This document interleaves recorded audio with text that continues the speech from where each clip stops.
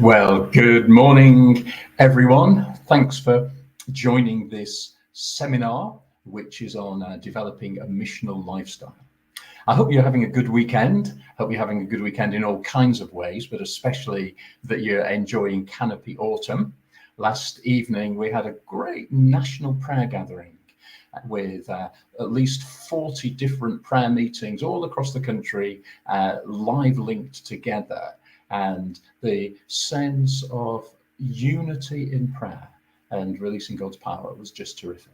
And then this morning, if you've not already listened to it, at 10 o'clock, we had a Bible teaching message from Carmen Imes on being God's image, what it means to be made in God's image, which was profound and insightful and challenging.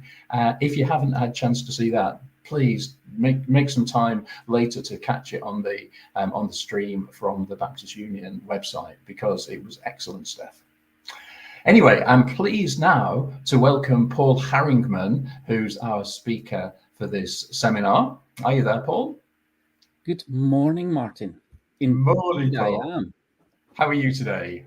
I'm very well, thank you. Very well. Good. Well, we're so glad that you're joining us for this. So just tell us where you are actually joining us from. I'm up in Inverness. You're up in Inverness, and I'm at home in Auchterarder in Perthshire. So, yeah, we're a couple of hours away from each other. And Paul, you're going to be speaking to us about developing a missional lifestyle, which I know is something that's very much on your heart. But your own journey to faith is kind of led you to be passionate about sharing your faith, I think. Yeah, indeed. So I came to faith through a ministry of the Navigators. And they really excel on helping people in their individual journeys and doing this together and doing this with non-Christian people. Great. Yeah. Okay. Well, we'll look forward to hearing a little bit more about that and what you share with us. And you're going to be speaking about Acorn, a way of just kind of keeping focused on a missional dimension in your life. That's correct. So I want to talk a lot less about church and a lot more about you and me and how we do things. Because when we are doing things and we're doing this together as Christians, then our church is doing things. That sounds great. And I know that you're part of Culloden Block Baptist Church, and you've been involved in training in mission for quite a long time, working with the Church of Scotland for quite a number of years, and in various other projects and organisations as well. So before we hand over to you, I'd just like to lead us in prayer. Thank you. God our Father, we thank you for the good news of Jesus Christ, which has transformed and is transforming us. And we thank you for the invitation and call and command to share that good news through our lives day by day. And Lord, just as we share together now and as Paul speaks to us, help us to learn more about what it means to follow you faithfully in a way of living through which the good news of Jesus overflows. Lord, have your hand on our brother Paul, guide his words, help our thinking and our discussion together during this time too. For the glory of Jesus. Amen. Amen. Thank you, Martin. If my slides could come up, that would be so helpful. Folks, so I'm a Dutchman who's lived in Scotland for over 20 years. And I really want to talk to you about something that has just changed me. I've done professional work within churches for 20 years. And I came across Acorn in lockdown. It's absolutely changed me. And I'm seeing it change many across the nation. So what I want to do is this kind of in three sections. In the first section, I want to look at what is holding us back in mission. In the second section, I just want to say, well, how is Acorn an answer to this, and explain how it works. And then in the third part, we're going to look at why this works. So Acorn is really simple. It is not a programmatic approach. It's between me and God and others, and learning to follow his lead. Now, I can imagine that many of us are kind of like reluctant when we talk about mission. For all kinds of reasons, we hold back. So in our first Q&A in a couple of minutes, I would like to maybe just explore some of these. So as I'm talking, feel free to put some comments in the chat as to what might be holding you personally, or perhaps what you think is holding people in generally back in mission. And it could be things about you or the other person. It could be to do with church or Christianity. All those things are okay. But before we go there, I just want to talk about the word canopy. Isn't it a wonderful overarching term where we see that God is present? And when you look at the canopy logo, you see these big roots growing out. And one thing I've learned about mission is that we feel like we've been cast away from God, and we land up in a difficult conversation with someone and you don't know what to do and where to go. And I've come to realize that that is not mission. We can never be beyond God's realm. God is everywhere. Farthest reaches of the universe, the shadow of death in that valley, God will be there. And what you see with acorns, when an acorn drops from an oak tree, it always falls straight down. And then it lands on the ground where there's a huge big root system where God has already prepared the lives of people. And therefore we need to learn to have more courage and be confident in God rather than ourselves. So let me just share a couple of stories with you. Acorn is all about stories. What is God doing here and now? This is my friend Brian. He's a barber. I walked into his barber shop and I said, "Hey man, how are you?" And he said, "I'm absolutely great. Thank you very much." And I said, "Wow, tell me more." Within a couple of minutes, it was very clear that his life in many ways was going down the drain. But in some ways, there were some amazing things happening. And at some point, he said for the second time, "I feel like I'm being led." So I said, "Are you talking about a person, like a friend or a family member?" He's like, No. I'm like, "Are you talking about an energy or something spiritual?" And he said, "Yes, but it is more personal than that." So I lean in and I say, "Are you talking about God?" This was an empty barbershop. And he moves his clippers over and he says, "I think I am." And all of a sudden, we've had this holy moment between us. And we stayed in touch. And he prayed for the first time in his life. And he's now come to faith. All because of this walking with someone and not just giving all the answers. Folks, thank you for already putting things in the chat. That's great. I really appreciate that. In the 1930s, a guy called Dawson Trotman developed this kind of model, and you can find it online, of Christianity. And I find it so helpful. The vertical relationship with God, preparing his word, the first commandment, and the second one about connecting with others. And the funny thing is that if you could have these spokes and how long they would be would define how well you're doing. I think for most of us, the witnessing spoke might be the shortest. And therefore we're going around, we're living our lives with a buckled wheel. And it's not helpful. This is my dog. I could talk about him all day. He's my my weapon of mass introduction to people. And he is so cute. But why is it so easy to talk about him and so difficult to talk about Jesus out with a church context? There's a guy called Tommy McNeil on the Isle of Lewis. He's a minister there, and he says these words: "Mission must shift in our thinking from an activity that the church engages in or not to the core of who we are as God's people. Folks, this is key. Mission's up to us, not our churches. So you're already answering the question in the chat. Keep going. Please put some more in. What is holding you back? What is holding us back in mission? What we're going to do now is we're going to watch a short video of an Acorn group. They'll give just a little bit of flavor around how this works. And then Martin and I will kind of have a little conversation around some of the things that are coming up in the chat. So if we can get the video up, that would be wonderful.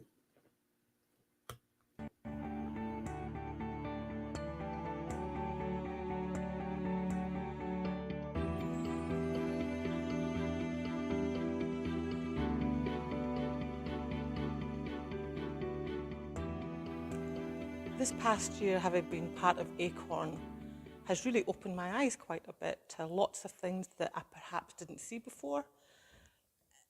Talking with others who are following the same journey as I am encourages you to take that step out with your own comfort zone. So I have found myself chatting with people I would never have dreamt of chatting with. We're a very diverse group from different backgrounds, different ages, and yet we've gelled together very well. We're all quite humble about the task we're trying to undertake. Nobody's an expert. We're all trying to learn how to share our faith better. And it's great to be part of the group because when we meet as a group, I'm able to share my experiences as are everybody else. Sometimes I and others will have nothing to report, but it's good to listen to other people's stories and know that there are people who are supporting you and encouraging you in your efforts. So what I would say is really encouraged me about doing Acorn is having a real sense of community to encourage each other and feed off each other, feed off everyone's ideas and suggestions and feedback. Being part of a group where the essence is trust. Trust in God. Trust in God being present in the world.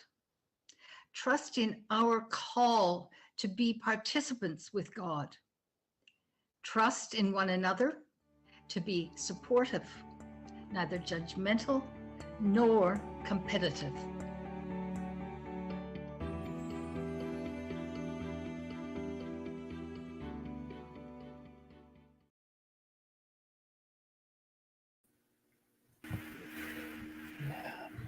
So as you can see there, Acorn is a really kind of like gentle process where we do things together, and especially those things that we struggle with and those bigger questions that we've all got, but we often don't talk about.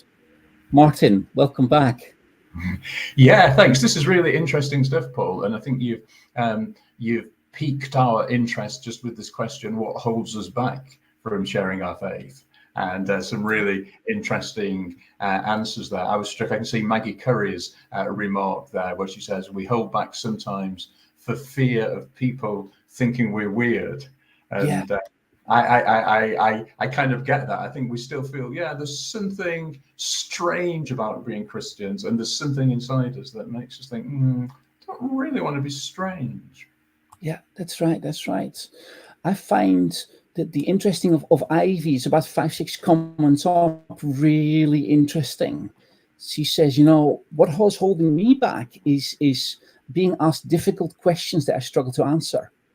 Now, the interesting thing is I've asked dozens and dozens of people who've been doing Acorn across the country, across Scotland. I've asked them this question. How many times has someone asked you why a good God allows suffering? There was one lady who spoke up and said, I've been asked that question twice, and I love it. Nobody else had been asked that question. So what I see is a lot of smoke and mirrors. The stuff that's holding us back is often part of our history, where we've got a certain experience with a certain person, or it might be stuff that we think might happen in the future, but it might not. Or we're expecting a certain reaction, but whatever it is, we put ourselves in the center of mission. And we're thinking, this relationship could be in trouble, or the way they perceive me. And I think that's a big issue. I think what you said there about relationships is interesting, just looking at several of these remarks. You know, Kerry says, well, lots of the relationships I've built up when I become more overt about my faith within the friendships. And Eileen says, I hold back sometimes due to fear of offending and closing the door to further conversations. I think Brian Miller there at the end, losing credibility with people where the relationship is mainly around something else. So I think Brian might mean kind of shoehorning in, or something that feels like shoehorning in references to faith and damaging that. I think our relationships are really precious, but I guess our relationships are actually the only way we do share the gospel, but we've got a set of worries or fears around them. That's correct. And I think many of us, somehow we might have been hiding our faith a bit, our people don't know about this. And then all of a sudden we come out with this really big statement or something. And people are like, what? I thought we were the same. And I think learning and finding a way to perhaps do that differently, I think that's exactly where Acorn comes in. So folks, let's go to part 2. We've got 3 parts this morning, and part 2 is can we get the other slides up, please? The other set of slides. And the question is, indeed, why does Acorn work? That is correct. Here we go. So why does Acorn work? So Acorn is really simple. It's 5 letters. ACORN. We'll go into those in a moment. And it revolves around that little prayer. Lord, today, is there someone that you want me to connect with outside the church? So, Acorn seeks to connect Christians with the work that God is already doing in others through caring conversation. What if God is already there in the life of someone else? What if it's not up to me to bring him or to teach them or to drag them into church? What if we need to learn to connect? Jesus says, I only do what I see the Father doing. And that's all that he does. So what if we learn to connect where God is already at work? And learning to do that requires him to be in charge. Acorn was started by a guy called Michael Harvey. Michael's down in the Manchester area. And he's also the main guy who developed something called Back to Church Sunday. You might have heard of that. Becoming a welcoming church and getting people to connect with you or reconnect with the church. And he said, well, welcome only works when people come to the door. So on the back of that, they've created this kind of culture of invitation thinking. And this thinking has been going on for many years. And now he's moved this thinking into saying, hey, maybe what we need to learn to do is join God where he's already at. And these other things will follow. So Acorn has been developed by Michael straight on the back of that early in lockdown. When he was thinking, hey, there's so many things in mission and in discipling and in church world that don't seem to work. So how does Acorn work? It's really simple. 5 letters. A, ask. Lord, who do you want me to connect with beyond the church today? Starts with the word Lord. It's up to him. The word is today in there. Let's not put this stuff off when God reveals a name. And the key thing is beyond the church. It is not just a pastoral exercise with Christian friends. Folks, we spend so much time as 5% of the population. We spend 95% of our time with 5% of the population. What if God is saying, guys, get out there, spend more time with the 95%? And Acorn really helps because it helps you to know whom to get in touch with. So God is going to call you. And this can happen in all kinds of ways. It might happen straight away when you pray that prayer and a name comes to mind. It might be later in the day, or you might be in the supermarket. So God might give you the name of a person, or you might just meet someone that you know, but you might perhaps not even know their name. Sometimes someone will phone you out of the bat. And there's all kinds of ways God is going to call. So I was in a shop buying a pair of shoes, And a lady at the till had a lot of tattoos, and one of the tattoos on her arm said, "I am a masterpiece." So I said, "Oh, I like your tattoos." "Oh, thank you very much," he said. And then I blurted out without thinking, "So you've been pieced together by the master?" And she said, "Oh, yeah, I guess I am." And we just had a short chat because there was lots of people in the queue, and I just ended with a really warm and a very direct and clear "God bless you," and kind of nothing came back, which makes me suspect that perhaps he's not a Christian. So why does he put on her arm not something like "I am beautiful" or "I am worth it" or whatever it is? What if God is already there in her life, and she is already convinced that she is a masterpiece? When God reveals a name, we need to obey. Folks, if we don't obey, the only stories we'll have in our churches are stories of what's happening on the other side of the world, or what happened in this church 20 or 100 years ago. So we need to learn to obey. And then you're going to have stories of God connecting you with people and things that you would have never thought that would happen. And this can be tiny, small things. They can be really big things. Now, this is all kind of like personal responsibility, but a beautiful thing about Acorn is the following bit. And it's the R. This is where we get together, we share. Now, reporting sounds a bit heavy, okay? So don't be put off by that. It's just because the word testimony or the word sharing will not make the word Acorn. So people just get together once a week, maybe, once a fortnight, whatever, in a small group, or just two of you, and just talk about what you think God might be doing. And then what's going to happen is that we learn to disciple each other, that in a story together we'll start to notice God is at work. And you're going to hear stories from people and you'll be like, "Oh, that's happened to me. I never thought that God was in that." This is so powerful. So how does this whole thing work? How do you have conversations with people? Well, here's the full training program.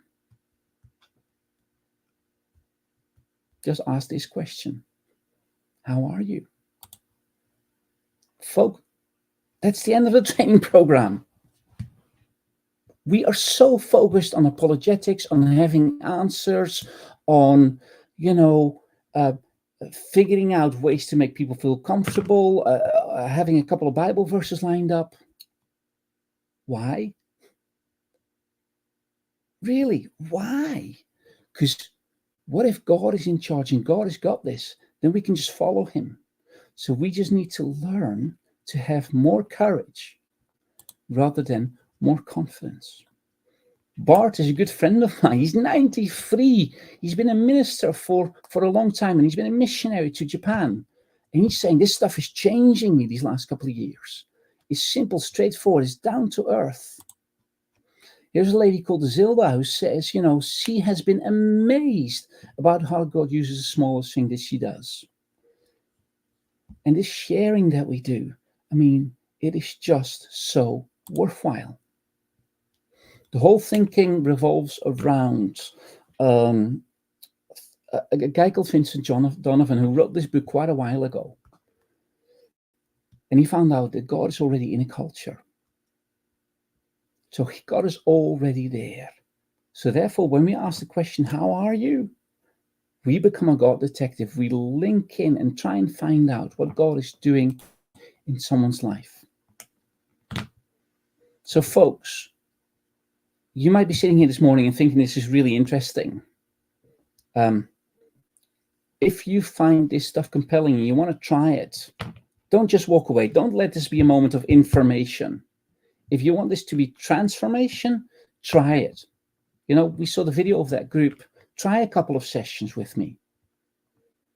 We'll do this on Zoom, unless you live anywhere nearby, or maybe I can come and visit you or your church. I'm happy to come and speak, whatever it is, with the leadership on a Sunday morning, whatever it is, but you'll need to reach out to me. I don't have your details. So do email me. paulharingman.mission@gmail.com, and make sure that you spell my last name with a single R.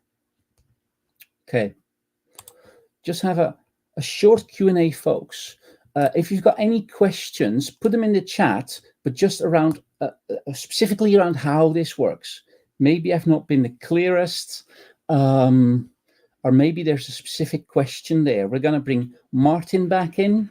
Paul, I love what you're saying about joining in with what God's doing and starting from, you say the prayer has got to start with Lord, because we got an assumption that God's at work, and not like there's a technique and we've got to get the ball rolling, but actually the ball's already rolling. I think that's great, and also I really like the thing about kind of reporting to others. We're part of a small group in this area, where we're very much on mission together. And whilst like a typical house group, we do commit ourselves to prayer and studying the scriptures, we always ask each other, who are you sharing your faith with? And we've got particular people that together we're really committed sharing with that. I really like that bit of it. I can see Kerry's brought in a question here though. How would you say it compares to prayer triplets? That's lovely. That's wonderful. Great question. Yeah, I've been part of prayer triplets and things like that. Really worthwhile to spend time, get to know each other. I think the slight difference is the entry point into the conversation. A prayer triplet can be about loving each other and care for each other, and perhaps some Bible study. Acorn revolves all around the question, what is God doing? And what is God doing in this process of me connecting with other people? So we always ask the question, well, have you got a story? What has God been up to this week? And then probably you'll say, well, not much, I think, or I'm not sure. But this or that happened. And it's a safe space to just explore that. And before you know it, some of the others, and this could be just a triplet, we might be noticing things in your story and saying, I think God is all over that. Or that reminds me of this Bible passage. So we all grow together. So if you're in a prayer triplet, you can use this process in your triplet. I'm wondering, you're saying that the heart of this is saying, how are you? And that's great. Now, we might hear that and say, oh, so you're just saying we should be nice. Well, most of us are quite nice anyway. I'm sure the people on this call are quite nice and have pleasant, kind conversations with people. Can you just kind of sharpen out a little bit how the asking, how are you, isn't just being nice? And we probably do that quite a bit anyway. Martin, why don't we try this just now? Yeah. Martin, hi. How are you? Yeah, I'm okay, fine. Thanks. Okay. Tell me a bit more. Yeah? But then you just ask, well, tell me a bit more. Or if they say, fine, how are you really? I'll explain in just a moment as to why that is really significant. But how are you is not just a greeting. It is a question, and it's a wonderful question. Let me get back to that in just a moment. One more question from Elaine before we move on. Should it become a normal part of house groups with people at different stages, etc.? Starting a new group might be difficult. Yeah, I hear you. So what I've seen is that if a house group is established and they've got a certain rhythm and pattern of doing things, and they try and do Acorn as well, often it doesn't help very well because it becomes an add-on. And what Acorn is trying to do is trying to get mission first in our life and in our churches, not last. You can pray this 10-second prayer. Lord, who do you want me to connect with beyond the church today? You can just pray it. And maybe God's not going to answer your prayer, do anything today, but it might be tomorrow or the day after. But it's the intention. It's the intentional thing. So I've seen one or two house groups who said, we're just going to meet for a Bible study. However, we start with this question, has God done anything this week? and they start with Acorn, and if nothing comes up or not a lot comes out, they will move into their Bible study, but they're giving this kind of like preference.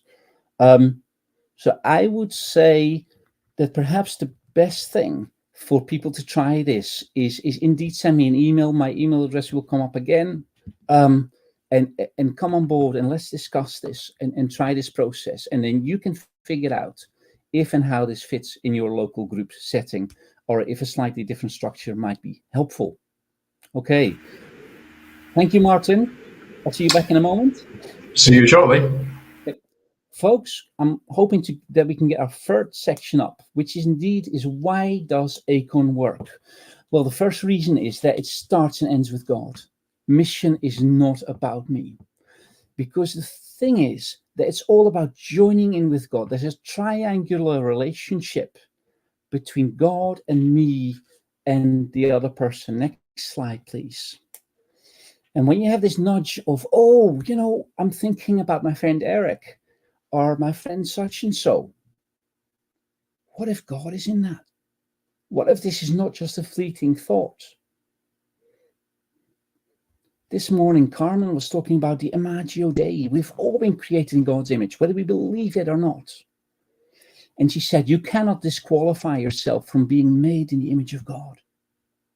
Lord, there's so many folks out there who really need God in their lives, and God is doing great things. But they need someone to come alongside and just help and point that out. And we've been so poor at that. Let me show you a couple of scriptures where we're seeing that God is in control of this process. Here we go in Isaiah. The poor and needy search for water, but there is none. Their tongues are parched with thirst. But I, the Lord, I will answer them. I, the Lord, God of Israel, will not forsake them. And the passage goes on. Yes, I will make rivers flow on barren heights, springs in the valleys. I will turn the deserts into pools of water and the parched ground into springs. See that God is doing this. Can we be these things? Next bit talks about the trees. God says, I'm going to put a cedar, an acacia, a myrtle, and olive in the desert, junipers in the wasteland, the fir and the cypress. Together, let's choose this together. Next slide.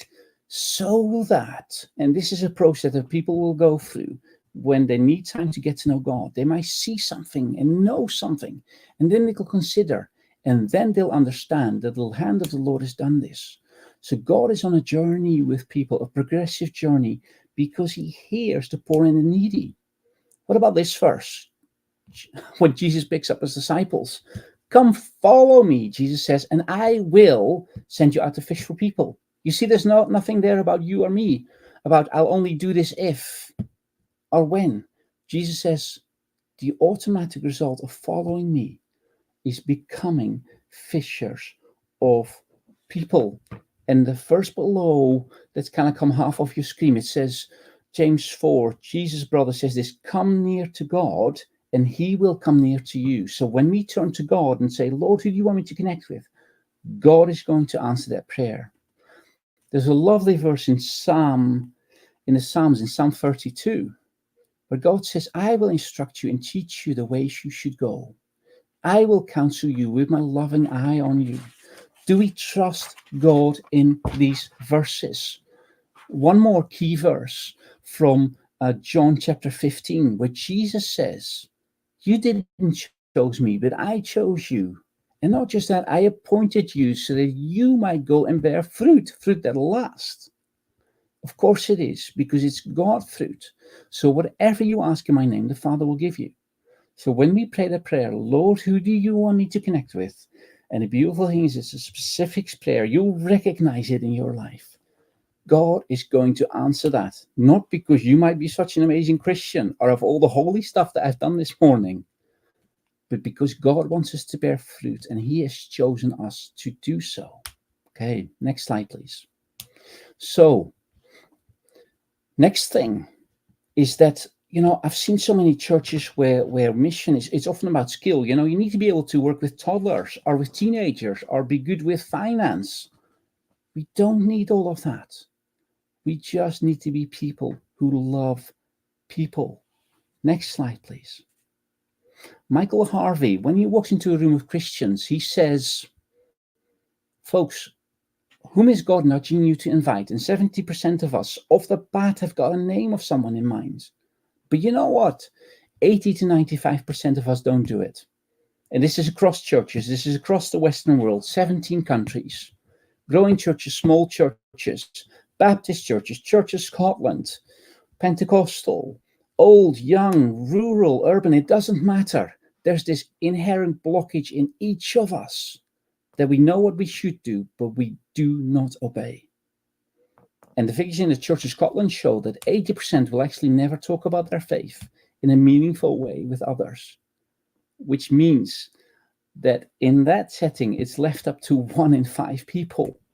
And you can see the problems that we have. Next slide, please. Acorn is really related to the passage in Luke chapter 10. Jesus sends out 72 of his followers. And part of it says, when you come to a house, say, peace be to this house, and then your peace returns to you. So there's this connection with someone. Folks, the Hebrew peace, shalom. You know what I think the British version of that is? I think it's how are you? Because in that question, you open up the realm of conversation. And it's not about me. I am following the conversation. I am not leading. I am just waiting and trying to find out what is happening in someone's life and just love them. And you can't go wrong with that, because you don't need to come with a whole set of directives or an end goal in mind. Just let people talk and love them. And within that, as they're talking, we can pray and say, Lord, what do you want me to ask next? What are you doing? Next slide, please. Folks, do we believe this, that God is already there? Or do we just believe that we'll see God in church and in Christians and on a Sunday morning? I mean, there's story after story in the Bible where God is already rocked up. You know, there's already something happening in the life of Zacchaeus when he's up that tree and Jesus comes past. There's already something happening in the life of a woman at the well. God is at work in kings, in pharaohs. God is at work in people all over the place. And sometimes they recognize him and sometimes they don't. But our task as Christians is to help them recognize that God is for them and not against them. Here is some really encouraging news, guys. This next slide, I think, is absolutely key. Here's Talking Jesus. This is research in the UK from last year. And the thing that I really want to focus on is the figure on the right. 1 in 3 people already want to know more about Jesus. They might not want to go to church. They might not want to, sing songs. But people find Jesus really compelling. So in theory, any of the 3 conversations that you'll have can really go a long, long way spiritually. But we're just thinking people are not going to be interested, and this is not going to go anywhere. Now, here's another key figure that I want to point out to you. If you've got 100 friends and people that know you, did you know that 85 of them actually like you more because you are a Christian and not less? 85 of them love the way that you look after others, or the fact that you let someone else go in front of you at the queue at the supermarket, or you ask a different set of questions. That's exactly what Carmen was talking about with the 2 guys that she met. And the one guy was just asking good questions. Folks, we need to learn to lean into our faith rather than hide it. We need to learn to lean into our faith with others well beyond the church and well beyond our church building. Next slide, please. So, Talking Jesus says this: the research tells us that there are people who want to find out more about Jesus Christ and encounter him for themselves. This means that now, here and now, is a great moment for personal evangelism and invitation to reach out to our nation with the love and message of Jesus. And I just applaud this statement, and I think it is so true.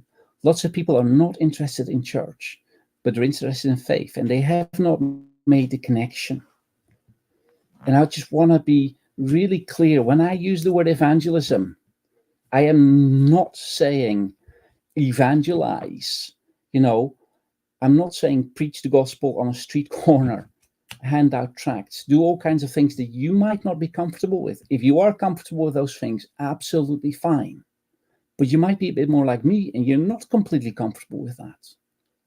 Well, those are not the only way for people to get to know God. You know, we can just invite people into our lives, have a coffee. And it comes back, keep going. It comes back to this statement, indeed, that Tommy says, that there must be a shift in our thinking. So many of us are like, our church is great, in mission, because we've got a mission committee or we've got an alpha course. And actually, when you dig down into those processes and what's happening, it's often much less flashy than it's made out to be. Am I a person that loves God? Am I a person that loves others? Am I a person that's willing to take the risk and say, Lord, who do you want me to connect with? And just see what's going to happen. Do I trust God enough to let that happen? Next slide, please. Folks, there's all kinds of resources. I've seen people who've done Acorn for 6 months, and 80% of them are really changed. The way we go about every day and the people we meet and the opportunities that we look out for. So there's 2 things here to help you. One is an Acorn, YouTube channel. So the video we watched earlier is on there. There's lots of other videos on there. I'm talking to my friend Brian for over an hour there. Most of the stuff is really short. It explains how Acorn works, some stories, lots of resources there. That might be really helpful. Just Acorn Faith on YouTube. And if you type up Acorn Faith on Facebook, you've got daily encouragements. It's Michael who put up lots of short thoughts, 1, 2, 3 minute thoughts of the day, and lots of stories from up and down the country. So that's an easy resource to get into. Now, let me give you just a couple of disclaimers. I hope you're hearing me and you're seeing this. It's about a posture, right? It's not a program. When I turn to God and say, Lord, who do you want to connect with? Folks, do you remember the story of Ananias? Paul kind of has this dramatic conversion moment on the Damascus Road. And there's a little character called Ananias in town. And God says, go to the house of Judas in Straight Street. And you're going to meet this guy there. And Ananias is like, no, Lord, you've got this wrong. And God is like, really? It's a willingness. It's a heart attitude. And it's just being there. So if you're not a great talker, what if God has made you to be like that? I know stories of a church that really, really started growing really fast. And then they found out there was an elderly lady who joined that church. And 20 people had come to faith in a year because she was so quiet. And she just had a meal with people and just helped them with their shopping. Folks, introverts win. Jesus asks way more questions than he gives answers. So when people ask you a different question, just go back to that question. Don't feel like you need to answer it. If someone says, oh, you go to church, do you? Well, that's big nonsense, isn't it? You can go in the attack and say, no, it isn't. And this is what Jesus means to me, which might not go anywhere. Or you could say something like, tell me, why do you think that? Have you ever been to church? What's happened? And guys, this is easy. Anyone can do this. If you're in a wheelchair, if you're 93 years old, if you're the busiest business person, if you've known Jesus for 60 years, if you're not sure if you've known him for 6 days yet, anyone can do this because it's about God's lead and not our skill set. Next slide, please. Folks, it's life-changing. It's a 10-second prayer. Lord, who do you want me to connect with beyond the church today? It's 5 letters, it's 3 words. And it's changed my life, and it can change yours. This week I did Acorn with a group of former convicts. And one guy came out. He said, yesterday I prayed the prayer. This morning, my brother got in touch with me. He pinged me a text message. My brother's not been in touch with me, or I haven't been in touch with him for 4 years. We have not spoken. Not by the phone, we just don't. And we haven't even texted. And his brother sent him a link of a Christian healing ministry. And this guy is now like, wow, God is doing something here. I need to find out. I need to move into this adventure. Next slide.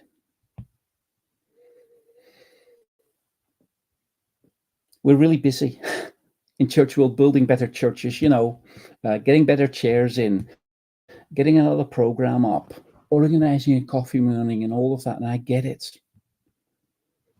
But Jesus says, I will build my church. Leave that up to me. You go and make disciples. This little process is so helpful to walk together and grow together and help people come to faith that might be far away, or that might be much closer than you think.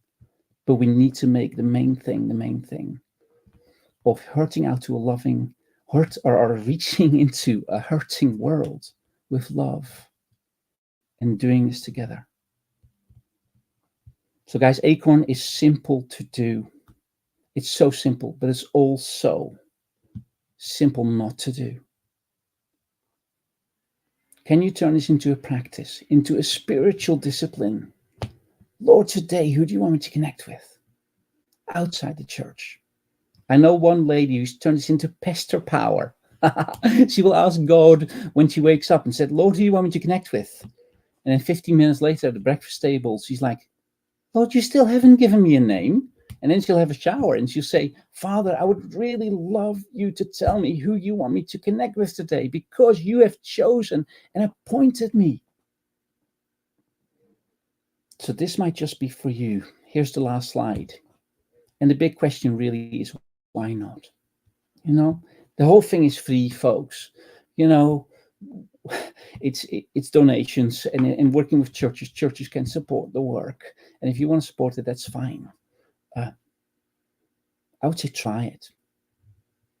Come online, get them to come around. There might be other Christians in your area who can help you with this, but try a couple of these sessions and figure out what God might be doing in your life already.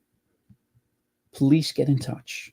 We're going to bring Martin back in at this point. So you're muted, Martin? Yeah, you go. Yeah, well, Paul, Thank you, Martin. I'm loving what you're saying. Thank you so much for this. I think I was really struck when you said about control. You said we don't need huge skills or the answers or to be in control. And I find that really liberating and really encouraging. It fits in with your big theme, doesn't it? That this is actually about what God's doing. And I think often I feel, and I have felt, I need to be in control here. I need to know where this conversation is going. I need to have the answer to the next question ready in my mind before I even know what the next question is, which might not even be a question. It might be someone answering, how are you, and telling me how they are. And really, I need another question like, tell me more about that. That's very cool. You're so right, Martin. And I think there's also there's probably even a bigger thing here in our mind. And the idea is that if we are Christians and we're following God, we've got the Holy Spirit in us. God has made the heavens and the earth. He's got all the power.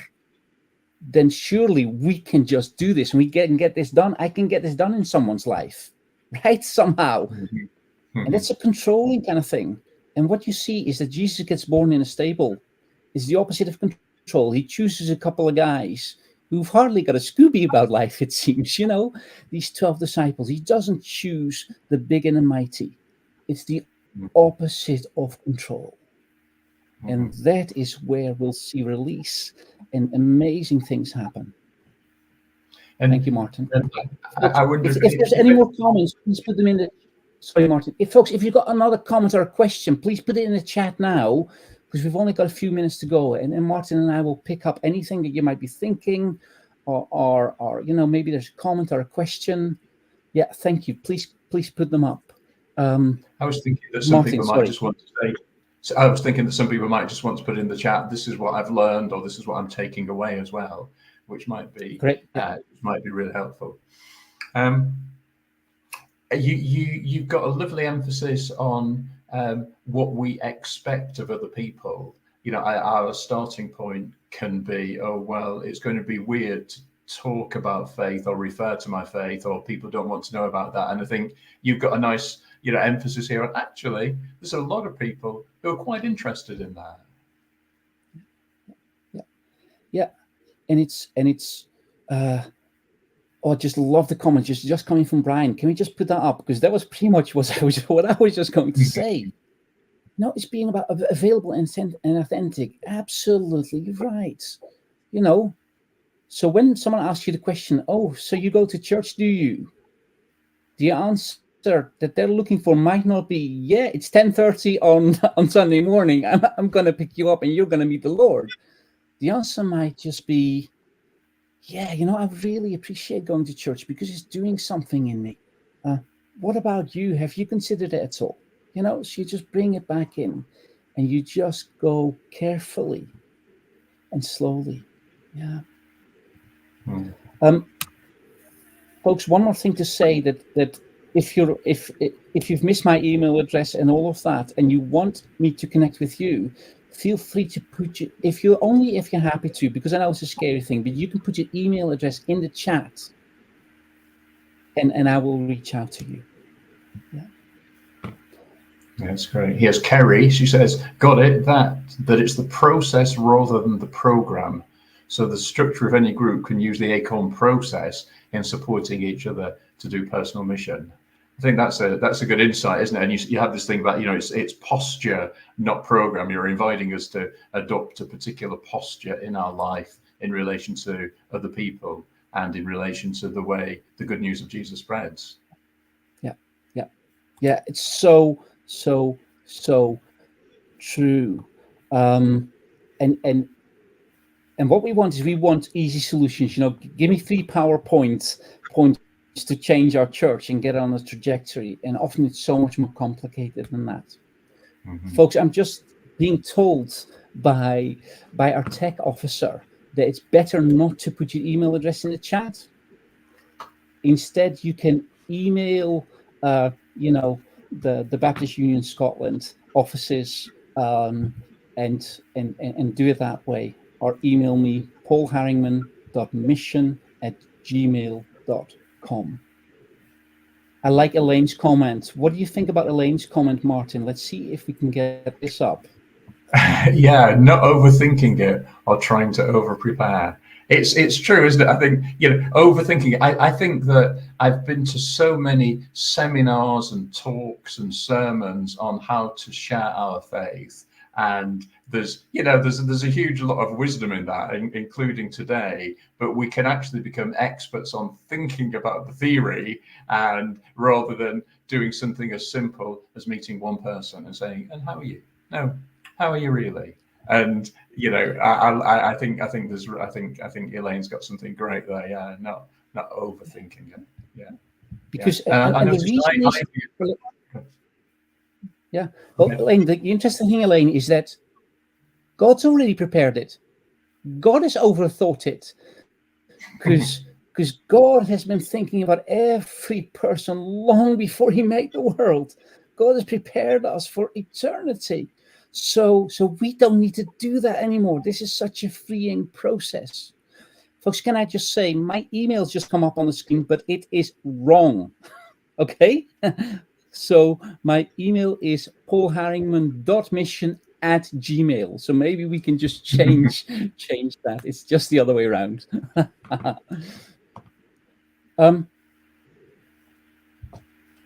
If we can get my email up, that'd be really helpful. Martin, you're working with a lot of churches. You're seeing all kinds of things. Thanks for getting my email address right. Wonderful. Do you think that there's something in this? that might be helpful. What are you thinking? Yeah, absolutely. I think, it's, there's a great sort of New Testament principle, isn't there? By all means, save some. And, I know that you are not kind of saying this is the be all and end all, or stop doing everything else and only do this. But I think the genius of what you're bringing, and the reason I wanted you to speak to us today about this, Paul, is that this is so feasible and possible for every single one of us. And it's a way of thinking and understanding that puts God first and puts God's work at the center. And as we were just saying, doesn't over complicate it. I was going to comment on Ivory's remark. She says what she's picked up is it's joining in. God is already there. And I think that's a message and a word for for all of us in all of our churches. And the particular framework you've got with Acorn is really good. And I think we need to be drawing to a close now. But I did want to say, Paul, I love the way that you've taken our canopy language and you gave us at the beginning the picture of the acorns dropping off the tree. That's something that we've not really thought of. We've thought a lot about the roots and the mycelium and the canopy and all the different life in the canopy and the language of forest and how our churches are like kind of forest connected at root level. But actually, I love this. We're also, from the canopy, acorns drop and plant seeds, and that's fantastic. Thanks so Martin, much for joining us. Thank you, Martin. Can I say one tiny little comment?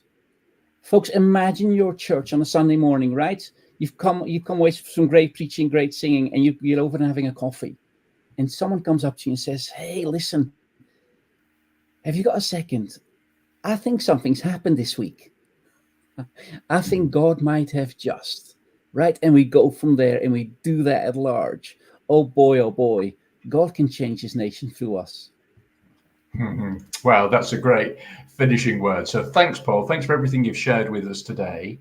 I will just remind everyone taking part that this a video of this and the other seminars and the Bible teaching from this morning will all be on the Baptist Union website. And we'd really encourage you to not only maybe to catch up on the ones you've not seen, but there'll be perhaps opportunities in your church where you can watch them together. There might be small group situations or other places where you can look at some of this material together, because it's really important. And we've the things we've drawn together this weekend come out of listening to the churches and trying to sense what are the areas that God is speaking into and needs to do at this time.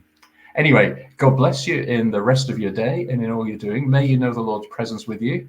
May you get an opportunity to ask someone, how are you, as the day goes on. Thanks again to Paul, and goodbye.